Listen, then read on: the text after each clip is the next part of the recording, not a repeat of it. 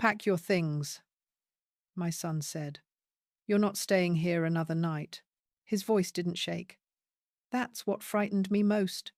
Eric used to be the kind of boy who apologized to spiders before carrying them outside. Now he stood in my laundry room like a stranger rehearsing a line. Behind him, Sienna leaned against the doorframe, arms folded, mouth set in a pleased little curve. My daughter-in-law didn't look at my face. She looked at my hands at the towel I'd just finished folding as if even my fingerprints were an inconvenience. I lowered the towel into the basket. Sienna stepped forward and slapped the basket's rim. Clothes spilled across the tile. Socks skittered under the dryer. A soft, old t-shirt I slept in landed near Eric's shoes like a surrender flag. There, she said. Now you can start packing faster. You have 1 hour, Nora. I didn't move right away.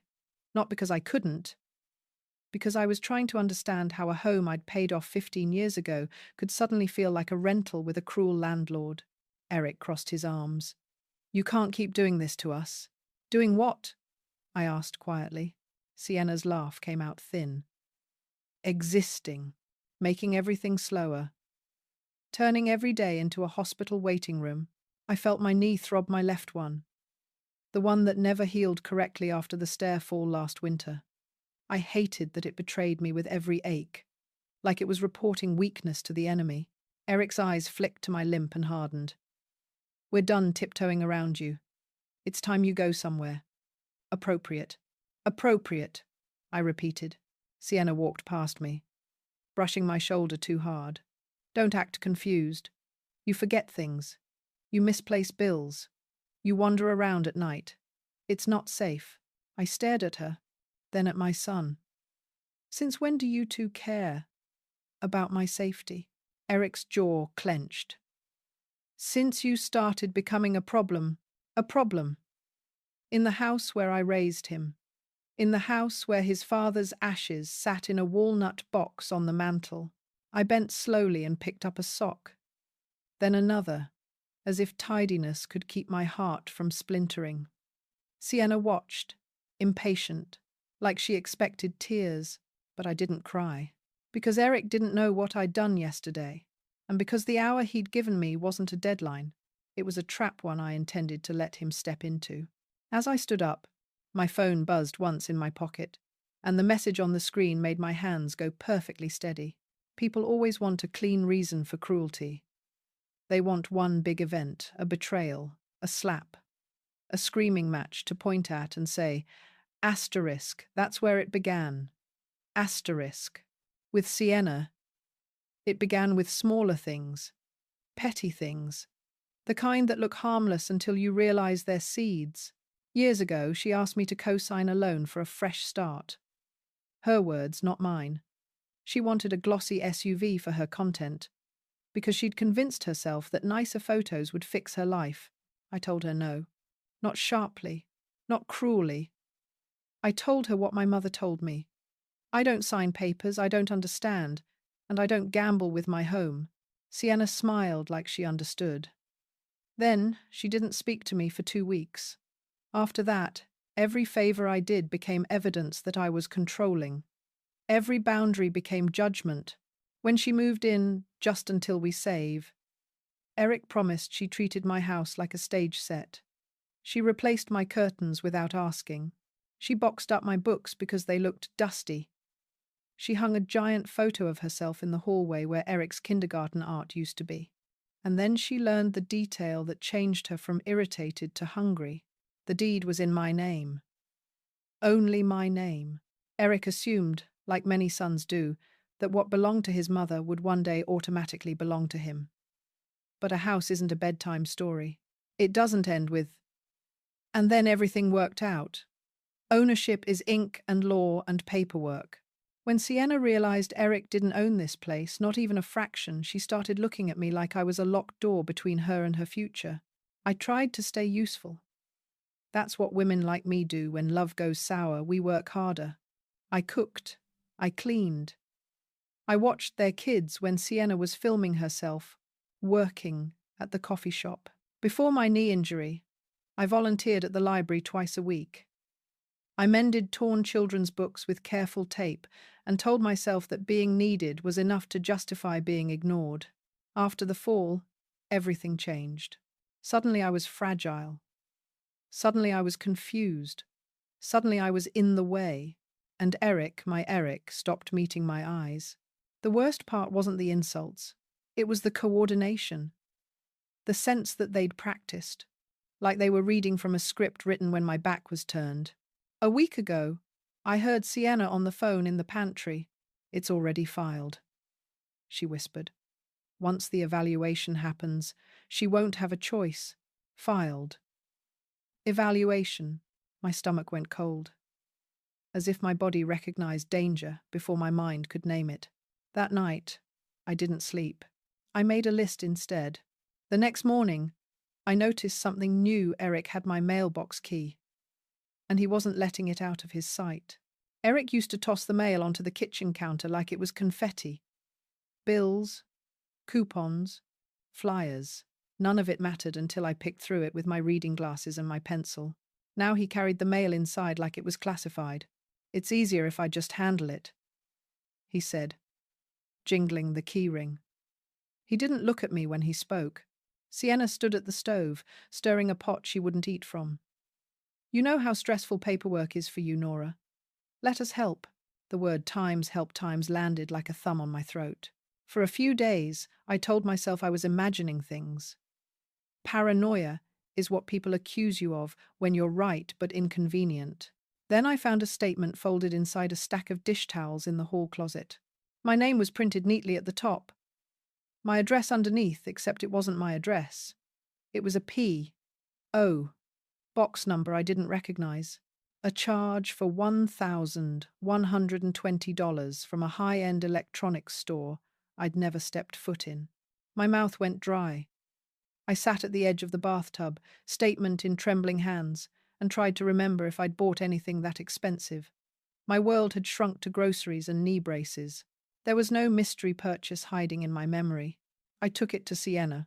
She glanced at it once and smiled, slow and pitying. "Oh, honey." "Don't call me honey," I almost said. Instead, I asked, "Do you know what this is?" Sienna's eyebrows lifted. "It looks like a bill." "It's not mine." She gave a soft laugh. "The kind you use on toddlers. People your age forget purchases all the time. That's normal. I didn't buy a laptop." "Maybe you meant to," she said lightly. Then she tapped the side of her head with one finger. "Sometimes the brain does funny things." Eric didn't even look up from his phone. "Mum." "Don't start." That's when I knew. It wasn't just Sienna. It was both of them. Over the next week, odd things stacked up like bricks. My arthritis medication moved from the lower cabinet to the top shelf. The door to the garage, my garage, began sticking. Then it began locking. Sienna started saying little lines loudly when neighbors visited. "Nora gets mixed up sometimes. She wakes up at weird hours. It's heartbreaking, heartbreaking."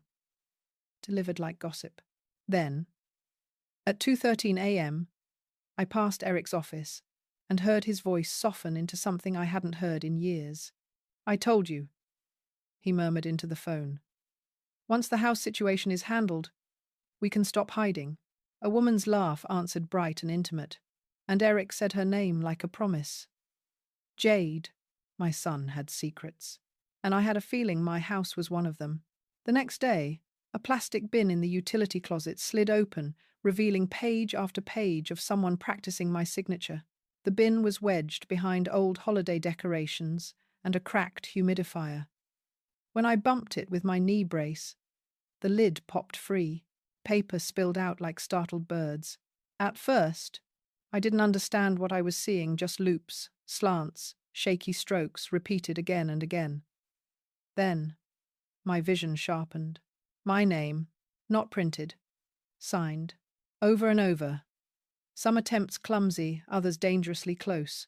Whoever practiced had studied the angle of my N, the long tail on the final A, the way my pen usually hesitated before the last stroke. My stomach rolled. I knelt on the carpet, ignoring my knee's protest, and lifted the pages with fingertips that suddenly felt too cold. This wasn't a doodle. This was rehearsal. That night I watched from my bedroom door as Sienna carried a folder into the garage. Eric followed her, moving like someone trying to be quiet in a house he had no right to silence. I heard the garage lock. A metallic scrape. The buzz of a printer. A brief drill sound like something being mounted or removed. Then Sienna's whisper. Not now. She'll hear. I backed away, heart hammering, and sat on my bed with my hands clenched together until my knuckles whitened. By morning, I had decided something that surprised even me. I wasn't going to confront them yet. Confrontation was what they wanted. Tears, yelling, confusion, anything that could be labeled as decline. Instead, I became a shadow in my own house. I listened. I watched. I wrote down dates, times, words. On Tuesday, I heard Sienna say, "The capacity appointment is next week. The doctor won't fight it if we present it right." Capacity. Doctor. Presented right. On Wednesday, Eric muttered into his phone, "I'm close. Don't worry. It'll be done soon." On Thursday, I found my pill organizer refilled wrong, 2 evening pills missing, 3 morning pills doubled. Mistakes like that can kill an older person quietly. Mistakes like that can also make an older person look confused enough to justify paperwork. I stood at the sink with the organizer in my hands and realized the truth. They weren't just trying to move me out. They were trying to erase me. That afternoon, I opened the hall closet and dragged out the old tablet Eric used in college, the one he'd abandoned when he upgraded. It was dusty, half dead, and slow like they assumed I was. I plugged it in anyway. Then I guessed Eric's passcode on the first try. Not my birthday. Not his own. The name of his youngest child. A small cruelty in that. Trust given everywhere except to me. I opened the files. And there, in a deleted folder, waited the proof of what my son was really selling me for. The first photo I saw wasn't of my grandchildren, it was of Eric, smiling beside a woman I'd never met, holding a toddler who called him Daddy. The photo looked like a holiday card. Eric stood in a sunlit park, one arm around a woman with sleek black hair and a grin too familiar to be new. The other arm steadied a toddler on his hip, curly-haired, bright-eyed, cheeks flushed with the kind of health you get when your life isn't built on lies. In the corner of the image, someone had drawn a little heart and written, asterisk, our forever, asterisk. My throat tightened so hard I couldn't swallow. I scrolled. More photos. A birthday cake shaped like a dinosaur. Eric leaning over a tiny bicycle, hands guiding. A living room I didn't recognize. Modern couch, clean walls. No sign of Sienna or the children under my roof. Then messages. Not many. Enough. Jade. Did you talk to your wife about the house? Eric. She doesn't need to know details. Jade. We need the deposit before March. Eric. I said I'm handling it. Mum's place will sell fast. Mum's place? My place. A coldness settled over me, calm and heavy. Rage would have been easier. It would have let me shake, yell, break something. But coldness made me careful. I clicked deeper. A scanned document appeared, partially torn, like someone had tried to delete it in a hurry. I rotated the pieces and dragged them side by side until the edges matched. A listing agreement, my address, my parcel number, and on the signature line, a crooked imitation of my name. I stared until the letters blurred, then forced myself to blink them back into focus. There were lies you could forgive. There were mistakes you could repair. This wasn't either. This was a plan. In another folder, a note had been saved. Plain text. No formatting. Schedule cognitive screening before POA appointment. Bring examples of confusion. Power of attorney. They weren't just selling the house behind my back. They were building a legal story where I couldn't stop them. The pieces snapped together. The missing mail, the wrong pills, the neighbors being told I was mixed up, the statements routed to a P.O. box. It wasn't random. It was scaffolding. And if they got the POA, they wouldn't need my signature at all. They could move money, sell property, sign me into a facility, and tell everyone it was for my own good. My hands trembled for the first time.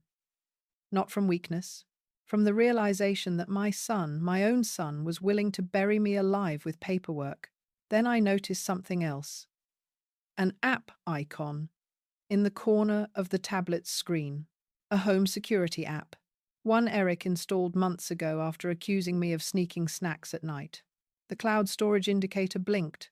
I tapped it, and the past began playing back faithful, merciless, undeniable. The first video loaded, and there was Sienna in my kitchen, lifting my medication bottle and whispering, "She needs to struggle. It makes her look incompetent." In the video, Sienna's movements were careful, deliberate, like someone performing for an invisible audience. She opened my cabinet, removed my medication, and placed it on the highest shelf, far above my reach unless I climbed or strained my bad knee. She stepped back, assessed it, then nodded to herself. "She needs to struggle," she said softly. "If she's shaky, the doctor will believe it." The clip jumped. Eric stood near the living room doorway, gripping his stepson's arm too tightly. The boy, small, bony, all knees and elbows, pulled away with a frightened whimper. "Stop protecting her," Eric snapped. "She's not your grandma." His hand rose. Sienna's voice cut in, sharp. "Not the face. Don't leave marks." The boy's eyes widened, and my stomach lurched so violently I had to put the tablet down for a moment, palm pressed to my mouth. I picked it up again. Another clip. Sienna pacing, phone to her ear. "Once the capacity thing is done, she won't have rights," she said, almost bored. "Then we can finalize everything. Finalize everything." They spoke about me the way people speak about paperwork at the DMV, annoying, tedious, necessary. I watched 3 more videos. Each one tightened the knot in my chest until it felt like metal. There was Eric rifling through a folder labeled property taxes. There was Sienna laughing about having my statements sent where she'll never see them. There was a moment, brief, chilling, where Eric said, "If she fights, we can say she's paranoid." That's a symptom. A symptom. I set the tablet on my bed and stared at the wall. My reflection in the dark screen looked older than it had a month ago, like grief had painted shadows under my eyes. But beneath the grief was something else. Clarity. They were counting on me being alone. They were counting on me being ashamed. They were counting on my generation's habit of swallowing pain quietly so nobody else has to feel discomfort. They forgot that I had survived things they couldn't even imagine. I grew up in a house where you hid cash in flour tins because banks failed. I'd watched my mother barter sewing for groceries. I'd buried my husband and kept going because stopping wasn't an option. Eric and Sienna thought age meant I was fading. Age meant I had experience. I took a notebook and wrote a list in neat block letters. Protect assets. Protect children. Document everything, Doc. 4. Tell the truth publicly, if necessary. Then I did something I hadn't done in a long time. I called someone and asked for help. My attorney, Maris Caldwell, had handled my will years ago. I hadn't spoken to her since the funeral. When she answered, I expected pity. Instead, her voice turned crisp. "Nora," she said, "do not confront them. Do not sign anything. We're going to lock this down. Lock it down." For the first time in weeks, my lungs filled all the way. Because I finally understood I wasn't trapped in their story. They were trapped in mine. Maris ended the call with one sentence that made my blood run cold again. "If they've already opened accounts in your name, we need to move faster than you think." Maris moved like a storm with a briefcase. By the next afternoon, she'd arranged a meeting at her office. I told Eric I was going to the library. The lie tasted strange, but survival often does. At Maris's desk, I slid the tablet across to her and played the videos. I watched her face harden, each clip sharpening her expression into something like anger on my behalf. "This is financial exploitation," she said when the last clip ended. "And the medication tampering. Nora, that's beyond paperwork." She laid out steps like she'd done it 100 times. A living trust to remove the house from casual access. A new deed transfer into the trust, filed properly. A revocation of any prior permissions. Eric might have been using bank access, online logins, anything. A credit freeze with all 3 bureaus. A report to the bank's fraud department. And her voice lowered Adult Protective Services. I signed what Maris told me to sign, slowly, carefully, reading every line. My name, written by my own hand, felt like a weapon, returned to its rightful owner. That night, Maris sent a formal notice to my bank. The next morning, she sent a letter to Eric and Sienna, certified mail, informing them that my assets were protected and that any attempt to sell, transfer, or encumber my property would be treated as fraud. Then she looked at me over her glasses. "Do you have a safe place to sleep?" "My bedroom has a lock," I said. "Use it." On the drive home, I bought 2 small things, a door wedge and 4 inexpensive audio recorders. Maris had told me to check the recording laws in my state. She couldn't give blanket advice, but she could tell me how evidence works when it's collected legally. I followed her guidance exactly. At home, I moved quietly. One recorder went inside a hollow ceramic ornament on the mantel. One behind a loose baseboard near the garage door. One in the basket where Eric dropped his keys. One beneath the sofa cushion Sienna always claimed as her throne. I didn't feel sneaky. I felt precise. That evening, I found a new envelope in the mail pile addressed to me. Forwarded to the wrong P.O. box by mistake. A bank notice about new account activity. I photographed it. Then I returned it to the pile without a word. Let them keep thinking I was slow. Let them keep thinking they were winning. Because if they wanted to build a case that I was confused, I would build a case that they were criminals. And mine would hold up in court. After midnight, the recorder app on my phone lit up Eric's voice, low and smug, saying, "Tomorrow we move her toward the evaluation, and after that, the house is ours." I lay in the dark, staring at the ceiling while the audio streamed into my earbuds. Eric's voice came first, tired but satisfied. I opened 2 more accounts in her name. Small transfers. Nothing flashy.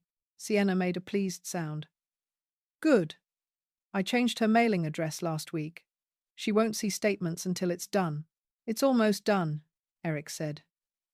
Like I was a craft project. Sienna laughed softly. "After the screening, it won't matter. The doctor will check boxes and move on. I'll tell him she's paranoid and forgetful." "Easy," Eric exhaled. And then the facility. 30 days. Sienna's heels clicked. She was walking, pacing, feeding on momentum.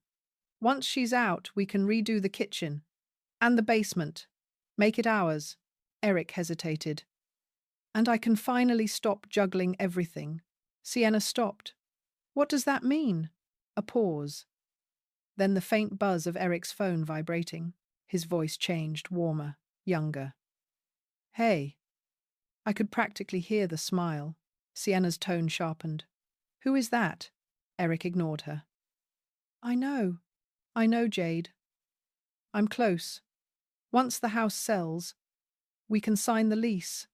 And the garage went quiet. Even through the audio, I felt Sienna freeze. "You're still talking to her," she said slowly. Eric muttered. "Not now." "Say it again," Sienna demanded. Eric sighed, impatient. "Once the house sells, Jade and I can—" A sharp smack cracked through the recording. Sienna's voice rose into a scream. "You have a whole other family?" Eric swore.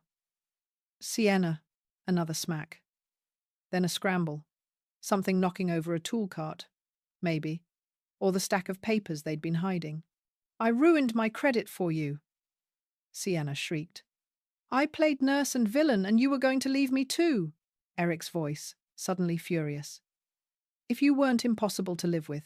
You stole from your mother," Sienna shouted back. You forged signatures. You messed with her pills. Eric didn't deny it. He just kept saying, Jade needs, needs. Not his children, not his wife, not his mother, needs. I sat up in bed, heart steady now, and listened until their argument dissolved into sobs and cursing and the hollow sound of two selfish people realizing they'd been using each other. When the recording finally went silent, I removed my earbuds and stared at my closed bedroom door. They'd built a partnership on greed and cruelty. Partnerships like that always fail. Not because of conscience, because of competition. I reached for my notebook and wrote one more line beneath my list. Let them destroy each other. Then I turned off the lamp and slept, deeply, for the first time in months. In the morning, Sienna knocked once too polite to be real and said, "Family meeting. Now." Her voice sounded like someone holding a knife behind her back. They were waiting at the dining table like they were staging a courtroom. Eric sat with a stack of neatly arranged forms, a pen placed on top like a gavel. Sienna stood behind him, arms folded, chin lifted, confident in the way people get when they believe the ending is already written. "Sit," Eric said. I sat. He slid the first page toward me.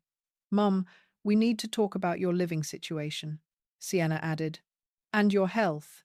Eric spoke in a rehearsed tone, careful and slow, like he was explaining a lesson to someone dim. "You've been forgetting things. You've been confused. It's been hard on the kids." Sienna sighed theatrically. "They're scared sometimes." A lie told sweetly still tastes like a lie. Eric tapped the paper. "We scheduled an evaluation, a cognitive screening." Sienna leaned closer. "Once the doctor confirms what we already know, you'll move into an assisted living facility. 30 days. Eric nodded as if he'd just offered me a vacation. "It's for your own good." For a moment I studied my son's face, the familiar nose, the hairline that matched his father's, the mouth that used to grin when I brought home library books. He didn't look evil. He looked convenient. Sienna, however, looked excited. "Once you're settled, we can finally breathe. This house has felt heavy." Eric pushed the pen toward me. "Just sign, acknowledging the plan." I didn't touch it. Sienna's eyes narrowed. "Don't start making this harder than it needs to be." I felt my phone vibrate in my pocket. One buzz, then another. I didn't rush. I didn't react. I let the silence stretch until Eric shifted uncomfortably. Sienna snapped. "What is that?" I pulled out my phone and read the message without changing my expression. "Maris Caldwell. Trust recorded. Assets secured. Bank access locked. Fraud department notified." Warmth spread through my chest, not joy. Exactly. More like armor, clicking into place. Sienna reached for my phone. "Give me that." I slid it back into my pocket. "No," Eric frowned. "Mom, we're trying to be reasonable." "Reasonable," I repeated, the same way I had repeated appropriate. Sienna's smile faltered. "What's with you?" I looked at them both, calmly. "It's interesting how confident people get when they think they've already won." Eric blinked. "What did you do?" I leaned back in my chair. "I took my life out of your hands." Sienna's face tightened, a flash of fear breaking through her performance. Eric opened his mouth, then closed it again, as if the script he'd memorized suddenly didn't apply. Outside, the house creaked in the winter wind.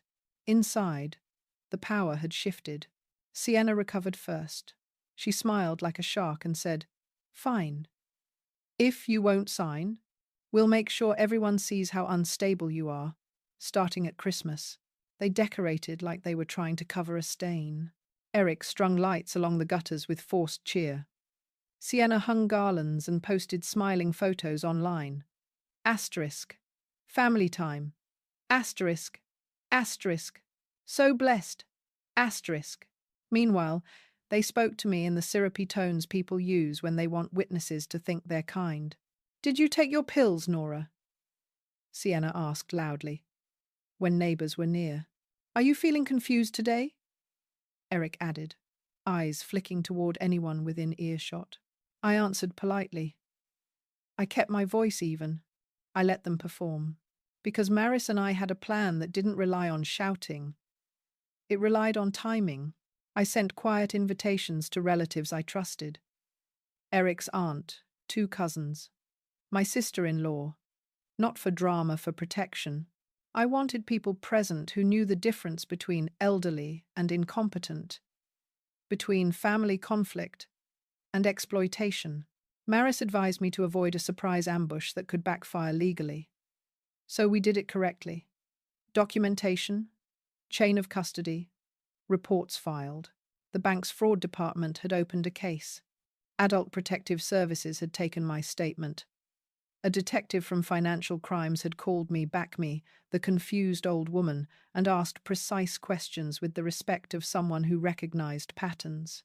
Do you feel safe in the home? He asked. I will, I told him. Once I'm not alone. We arranged for an officer to be nearby during the holiday gathering. Not to burst in for theatrics, but to respond quickly if the situation escalated. On Christmas Eve, Sienna announced brightly, tomorrow will be special. The whole family together. She looked at me too long when she said it, as if she expected me to flinch. I didn't. That night I checked the recorders and backed up everything to a secure folder Maris controlled. I charged the old tablet. I tested the connection to the living room television, an easy cast feature Eric had set up for movies. Eric was proud of that TV. Proud of anything that looked modern. He never considered it could become a witness. I placed a small speaker near the tree, under the excuse of holiday music. No one questioned it. Invisibility is one of the few gifts aging gives you. People stop imagining you as a threat. Upstairs, I wrapped presents for the children, simple things. Books, mittens, a craft kit. I wrote their names carefully, trying not to let grief sour my handwriting, because none of this was their fault. And I refused to let Eric and Sienna's greed poison the next generation without consequences. When I finished, I sat on my bed and listened to the quiet house. Below me, Sienna laughed at something on her phone. Eric hummed while hanging an ornament. They sounded happy, like people who believed the story would end with them getting everything they wanted. They were wrong. On Christmas morning, as relatives began arriving, Eric raised a glass and said, "To new beginnings, free of burdens." And he looked straight at me, the living room filled with the smells of cinnamon and ham, and too many perfumes layered together. Relatives balanced plates on their knees. Children tore wrapping paper into bright drifts across the rug. Sienna played the perfect hostess, smiling with her mouth and not her eyes. Eric moved from group to group like a man campaigning for office-patting shoulders, laughing too loudly, avoiding any conversation that required sincerity. When everyone had settled, Eric clinked his glass with a spoon. "A toast," he announced, grin fixed, "to family, to fresh starts, to new beginnings free of burdens." A few people laughed uncertainly. His gaze slid to me and stuck there, deliberate. Sienna's hand found his arm. Possessive. She smiled, wide and triumphant, like the house had already changed names on the deed. I stood slowly. My knee complained, but I ignored it. The room quieted the way rooms do when an older woman stands out of politeness, not expectation. Sienna tilted her head. "Nora, what are you doing?" "Adjusting something," I said gently. I walked to the tree where a small ceramic ornament hung near the center, white glazed, shaped like a dove. Hollow inside. Recorder hidden within. At the base was a tiny switch. My thumb found it. Click. The speaker near the tree connected automatically, just like holiday music was supposed to. Except it wasn't music. It was Eric's voice, clear, unmistakable, recorded in his own home. "After the screening, she won't have a choice," he said through the speaker. 30 days and she's out. Then the house sells." Silence dropped like a curtain. Someone's fork clinked against a plate. A child stopped mid-giggle. Sienna's face drained of color so fast it looked unreal. The audio continued. Sienna's voice followed, bright and cruel. "She won't see statements. I sent everything to my P.O. box. Old people don't even know what they're signing. A gasp came from Aunt Rochelle. Eric lunged toward the tree. But two cousins stepped between him and the speaker on instinct, their faces tightening into disgust. "Turn it off!" Eric shouted, reaching around them. "You can't," I said quietly. Sienna shrieked. "This is a setup!" The next clip played. Eric again. "Her signature is close. Practice makes perfect." A low murmur rose from the couch line, anger spreading as comprehension caught up. Sienna tried to laugh, high and brittle. "You're all going to believe her? She's confused." I turned and looked at the room. "If anyone thinks I'm confused, you're about to see how clear the truth can be." Eric grabbed the TV remote. Jabbing buttons like violence could erase sound. Then the television screen flickered. The cast connection engaged, and the first video file began to play. On the TV, Sienna appeared in my kitchen, moving my medication out of reach, and the room erupted as people realized it wasn't just theft. It was abuse. The video showed my kitchen from a high corner angle wide. Unforgiving. Sienna opened the cabinet, removed my pill bottle, and placed it on the top shelf. She stood back and whispered, "She needs to struggle. It makes her look incompetent." Aunt Rochelle covered her mouth. Someone said, "Oh my God." Like the words were too small to hold what they meant. Eric barked, "That's private." "You can't." The next clip cut in before he could finish. Eric yanked his stepson's arm, shaking him once in anger. The boy cried. Eric raised his hand. Sienna's voice, "Not the face. Don't leave marks." The room exploded into motion, people standing, shouting, swearing, reaching for children and pulling them close. Sienna screamed, "It's out of context." "Out of context?" one cousin yelled back. "He's hurting a kid." Eric slammed the remote onto the coffee table. "Stop it! This is illegal! You're all trespassing in my home." I took one step forward. "It's not your home." That landed like a stone thrown into a pond. Ripples of realization spread across faces. Sienna lunged toward the TV, hands outstretched as if she could claw images off the screen. Two relatives blocked her automatically, their expressions turning hard. The third clip played. Sienna pacing with her phone, saying, "Break her down and she'll sign anything." Eric's voice answered, "Once she's declared incompetent, we won't even need her signature." A deep, collective disgust settled over the room. Sienna's eyes darted, searching for sympathy, for someone who still believed her performance. She found none. Eric's posture changed, shoulders tense, hands flexing, the mask slipping. "Mom, you're destroying the family." I stared at him. The knocking at the front door came then sharp, official, cutting through the chaos with a kind of authority even Eric couldn't bluff past. 3 knocks. Silence fell again. Ragged this time, like a room holding its breath. Eric moved toward the door as if he could intercept the moment, control it, talk his way out. He opened it. 2 uniformed officers stood on the porch. Behind them was a woman in a plain coat holding a folder. The woman looked past Eric and met my eyes. "Nora Halden?" she asked. "Yes," I said.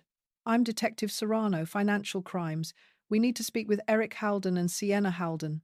Eric's face went grey. Sienna made a sound like a trapped animal, and I felt something inside me unclench slowly. Finally, because the truth had left my hands and entered the world. As the officers stepped inside, Detective Serrano added, "We also need to discuss the accounts opened in Nora's name and the welfare of the children." The officers didn't raise their voices. They didn't need to. Authority isn't volume, it's inevitability. Detective Serrano asked Eric and Sienna to sit separately. Sienna refused at first, clinging to Eric's sleeve like proximity could protect her. One of the officers gently but firmly guided her to the armchair across the room. Eric tried to perform confusion. "This is a misunderstanding. My mother, she's not well. She records things, she imagines." Detective Serrano opened her folder and slid out papers. "We have preliminary confirmation from the bank of multiple accounts opened using Nora Halden's identity." We have mail forwarding records tied to a P.O. box in Sienna Halden's name. We also have a real estate listing draft and a forged signature. Do you want to amend your statement? Eric's mouth opened. No sound came out. Sienna's face twisted. She let us handle things. She asked for help. I spoke before Detective Serrano could. I never asked for fraud. I never asked to be declared incompetent. I never asked to have my medication moved out of reach. My relatives formed a quiet wall around the children. Someone had taken the stepson upstairs with cocoa and a blanket.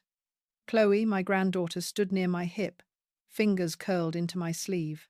Her eyes were big, wet, furious. Detective Serrano nodded once, as if checking off a list she'd already suspected. She gestured to the videos, still paused on the TV screen. We'll take copies of all recordings through proper channels. Your attorney will coordinate. Transfer. Eric looked at me then, really looked, for the first time in months. Mum, please. I didn't hate him in that moment. I mourned him. The boy I raised was gone, and in his place sat a man who thought his mother's life was a resource to be mined. Sienna began to cry, loud and dramatic. I'm a mother! You can't do this to me. One officer's expression didn't change. Ma'am, we're not discussing your feelings right now. We're discussing documented actions. Another knock came lighter this time. A social worker introduced herself, speaking gently to the kids, asking who needed a quiet room. My chest tightened at that because the children were paying for adult cruelty. Eric's voice cracked. I didn't want it to go this far.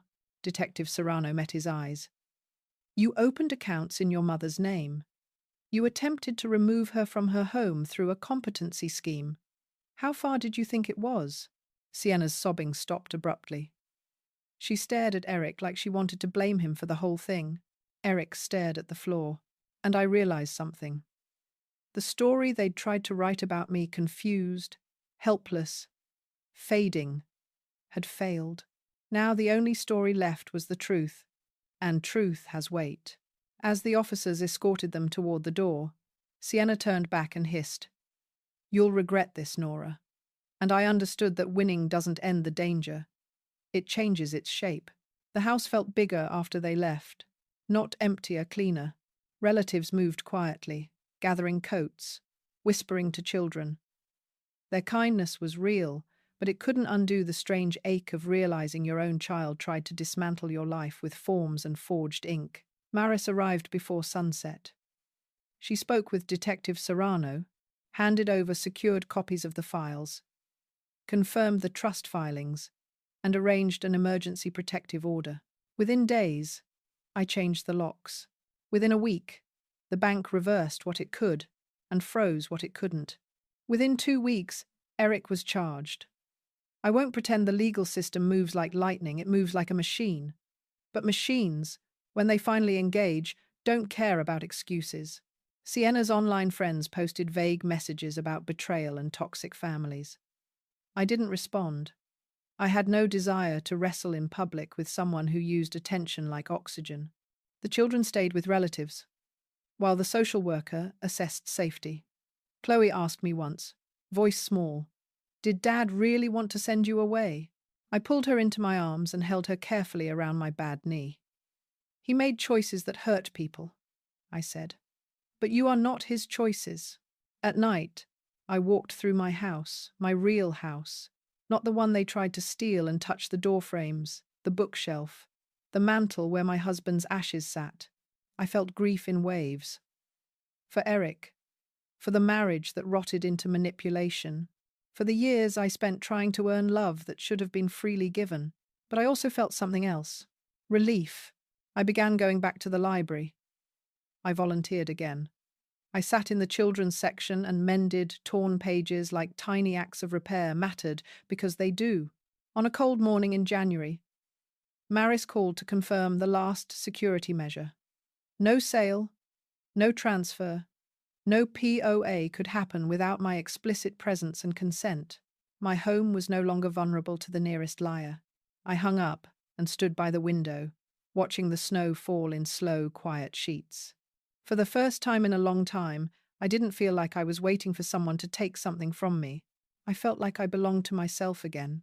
And yet, when my phone buzzed that evening with an unknown number, my stomach tightened. Because some endings don't arrive with sirens. Some arrive with a whisper.